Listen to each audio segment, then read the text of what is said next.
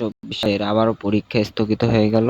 তো এখানে ঢাকা শিক্ষা বোর্ডে আবার একটি নতুন নোটিশ দিয়ে দিয়েছে যে ১১ তারিখে পরীক্ষা হওয়ার কথা ছিল, সেই পরীক্ষাটি এখন হবে না।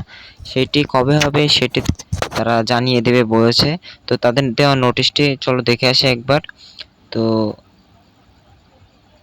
তারা যে নোটিশটি দিয়েছে সেটা হচ্ছে এখানে দেখা যাচ্ছে যে আগামী ১১/৮/২০২৪ তারিখ থেকে অনুষ্ঠিতব্য ঢাকা শিক্ষা বোর্ডের এইচএসসি পরীক্ষা ২০২৪ স্থগিত প্রসঙ্গে।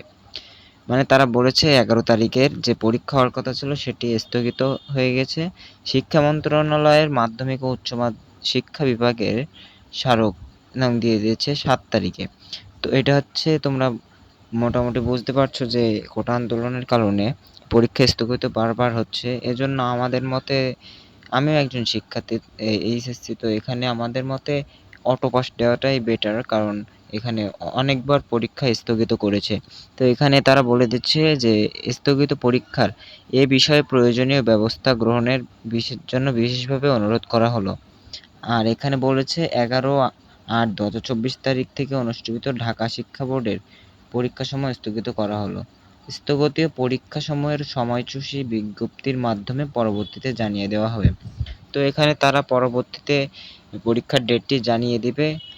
আশা করি এখানে পরীক্ষা হতেও পারে, নাও হতে পারে, কিন্তু আমার মতে এখানে অটো পাস দিয়ে দেওয়াটাই বেটার বলে আমি মনে করি। তো ভিডিওটি ভালো লাগলে চ্যানেলটিকে সাবস্ক্রাইব করে পাশে থাকা বেল বাটনটি অন করে দিবে এরকম নিত্য নতুন ভিডিও পাওয়ার জন্য। তো তোমাদের মতামতগুলো আজকে কমেন্টে জানাবে, ঠিক আছে? তো ভিডিওটি এ পর্যন্তই, সকলকে ধন্যবাদ।